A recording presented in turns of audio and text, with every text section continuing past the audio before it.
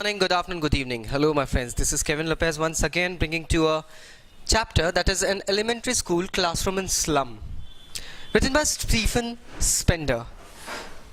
Friends, to know about the author, Stephen Spender has written this poem denoting the plight of kids studying in a elementary school that is opened in a slum. Although Stephen Spender is a person belonging to an English culture, he has visited the slums and given us a notion of what an elementary school actually seems to be to a kid belonging to a slum. We in our country think it to be something very good. You know, poor kids living in slums, going ahead, getting a chance to get educated. But metamorphically, the idea of educating these kids not just requires to get them educated, but to provide them certain other things as well. The poet here critically acclaims and pinpoints the weaknesses, the loopholes that these kids experience while studying in such conditions. Let's go through some stanzas of the poem. As the first stanza goes, far, far from gusty waves, these children's faces, like rootless weeds, the hair torn round the parlor. The tall girl with the weighted head down, the paper-seeming boy with rat's eyes, the stunted unlucky heir of twisted bones reciting a father's gnarled disease. Now, far, far from gusty waves, these children's faces. The life that these kids basically, have been living is either a life of a rag picker, a plastic picker, a bangle factory worker, a tea stall worker, a shop support, that's it, or a garage worker. Usually they face the hard conditions on the road rather than us sitting in beautifully air-conditioned places. They see the dusty part of the life every day. Like rootless weeds, the hair torn round their pillar. Like rootless weeds, my friends, usually grows in the form of grass. But here, they have been exclaimed by the poet as the rootless. That means these kids do not have a base. They do not have any legacy with them. The tall girl with her weighed down head, that means this girl is too elder to be studying in an elementary school, and being elder, this girl has to buy down and see to the step that has been made red. The irony. Although she has passed the age, yet she has to be there because during the age she couldn't be at the right place. The paper-seeming boy with rat's eyes. The boy's skin seems to be as weak as paper. With rat's eyes, that means the mischievous eyes, they would be looking around for anything to be plowed. Friends, this is the metaphor that the poet has taken ahead for the kids living in slums. Usually they end up doing wicked activities, stupid stuff, unlawful weightage given to certain objectives. In short, ending up in a not good life. That's what they do. The stunted, unlucky heir of twisted bones reciting a father's gnarled disease. Now, the kid who perhaps cannot stand due to a disease that has been given to him as a hierarchy by the father. So this goes ahead and explains the disease that is congenial and is pertinent in the family. his lessons from the desk at back of dim class. One unnoted, sweet and young, his eyes live a dream of squirrels game in tree room other than these. Wow. The guy who's sitting out there just snarls to his lessons, sitting at the back of the class. Since he's a bit shy, diseased, cannot stand up, yet there is an innocent looking boy who has got a gleam in his eyes, but his eyes speak something else. He does not want to be confined in a room, rather he has to go ahead and play on the trees like a squirrel does, jumping around merrily, actively. Imagine a kid doing frolic in the nature. That's what the poet sees in these eyes. On the sour cream wall, donations, Shakespeare's head, cloudness at dawn, civilized dome, riding all cities. The sour cream. The sour cream is a color that actually shows spoilt cream. It depicts the same nature of the walls being tainted by stains, the watery stains, donations given by various agencies that are just hung on the wall, a picture of William Shakespeare, cloudness at dawn, civilized dome riding all cities. The pictures of beautiful domes, cities, the Vela, the beautiful architecture, it's all posted on the wall, my friends. Build flowery Tully's Valley, open-handed map, awarding the world its world, and yet for these children, although the Tully's Valley is the famous valley in the world, having flowers, green grass, pine trees, seems beautiful. We give out these kids an image of something that they would actually not see anytime, my friends. These windows, not this map, their world, where all their futures painted with the fog, a narrow street sealed in with a lead sky, far from rivers, capes and stars of words. The poet here says that these windows are what the kids seek. The images of William Shakespeare, the Tully's Valley, the domes of the big monuments, these all would just give the kids an imagination. But the truth, the harsh reality is that these kids would always remain in these foggy areas. That is the confinement of these rooms. The future is stuck with the grey, dark sky. That means they can't think of leaping out, my friends. That's sad. Can't believe kids living in such situations. We happen to be lucky enough, my friends. That's what the poet beautifully explains. These poems, my friends, are enlisted in your syllabus due to a very thirsty reason. I use the word thirsty reason because they are looking forward to make you people understand as teenagers how beautiful this world can be. But the harsh reality here reminds of what type of world we are actually living in. Thus, surely Shakespeare is wicked, the map a bad example, with ships and sun and love tempting them to steal.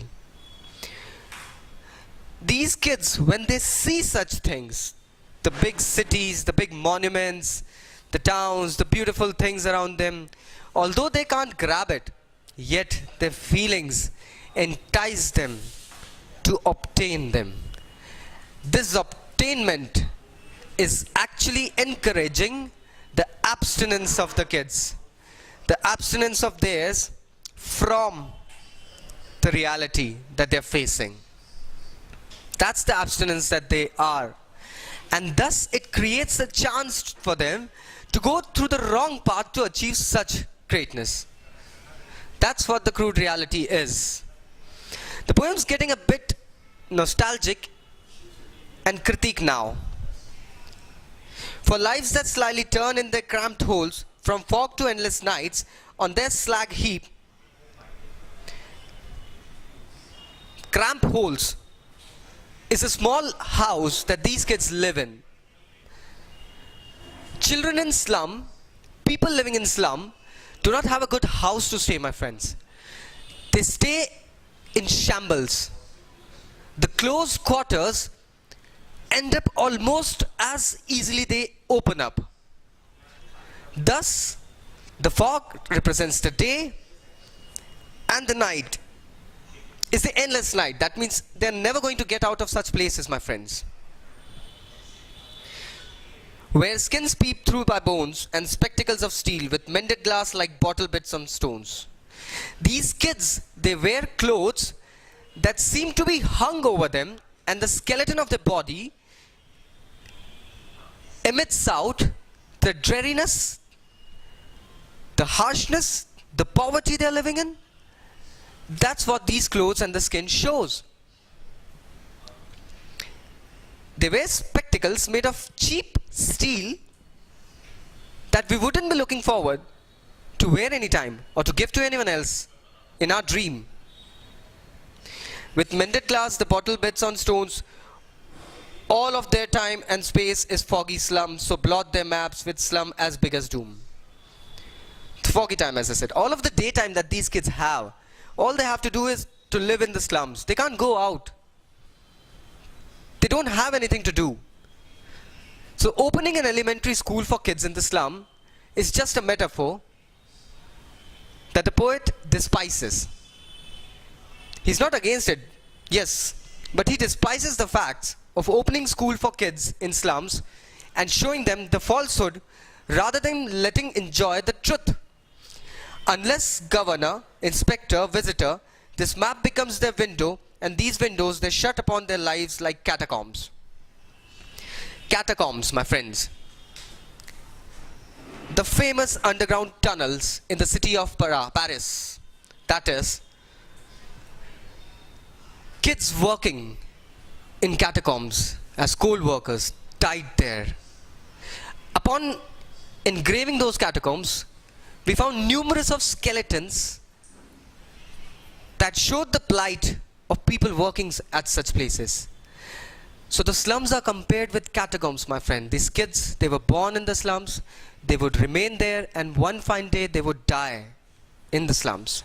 Unless the governor, the inspector, or any visitor from the local authority, they come and check what exactly is happening to the kids living in the slums. The poverty that they're going through is certainly unheard by anyone. That's what the poet explains over here. This map becomes their window, and this window they shut upon their lives.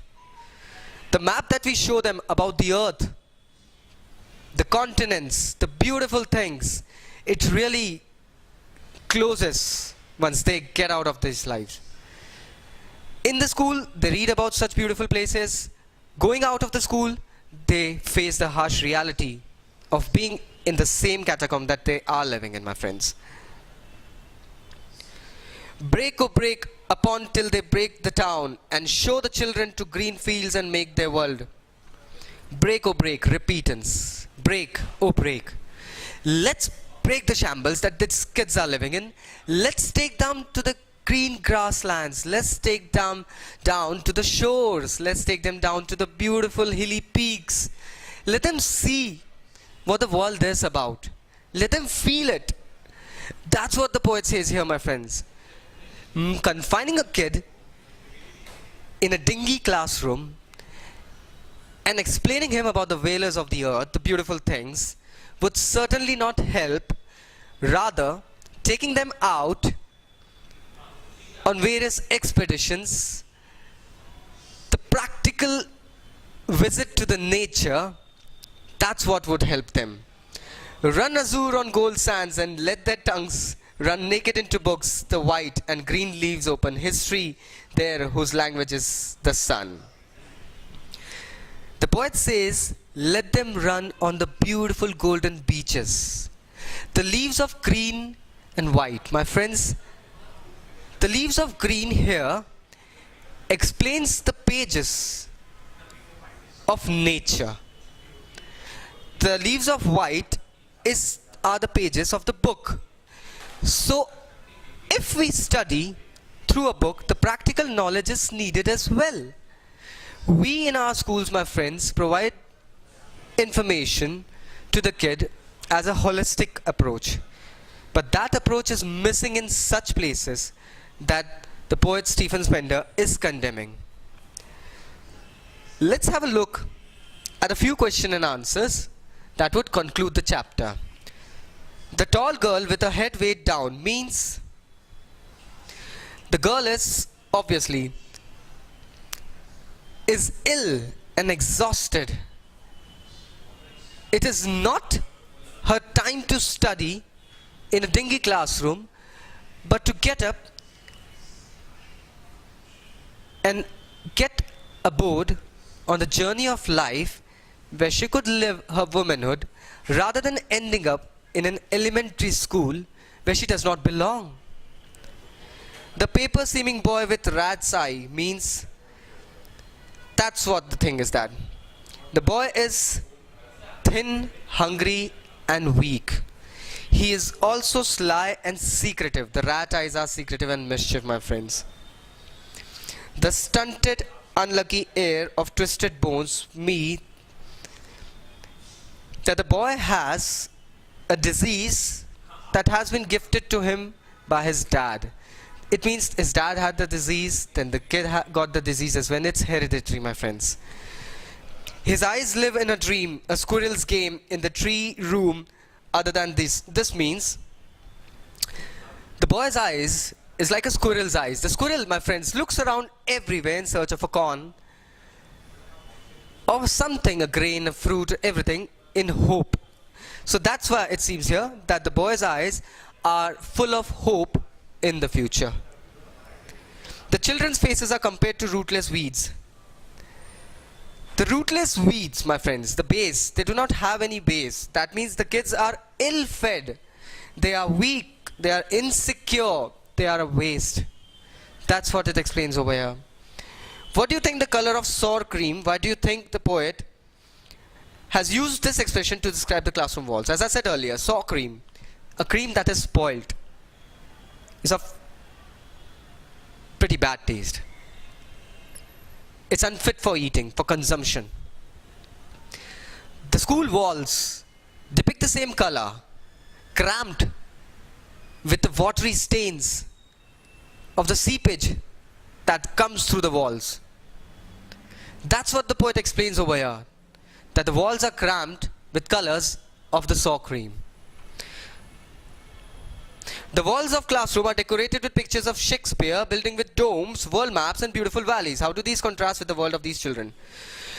Although the walls are decorated with pictures of William Shakespeare, the beautiful walls, they are decorated with immense valleys, yet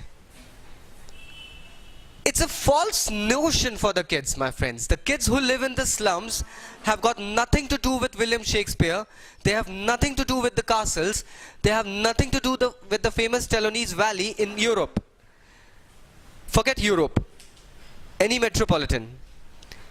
The kid has to stay back in the slum. The kid will be staying back in the slum as long as he will be living. So these pictures, they play no importance to the kids who live in the slum. What does the poet want for the children of the slums, and how can their lives be made to change? The poet wants the governor, the police, the visitors to see the plight of the kids studying in these dingy schools. He wants them to let the kids get out and run on golden sands, enjoy the green pastures, see the beauty of the nature, and then study. He does not want them to be sitting down in cramped classrooms and just dreaming about things that they cannot achieve ever in their lives, because living such life would lead them to an emptiness that is totally undeliverable, my friends.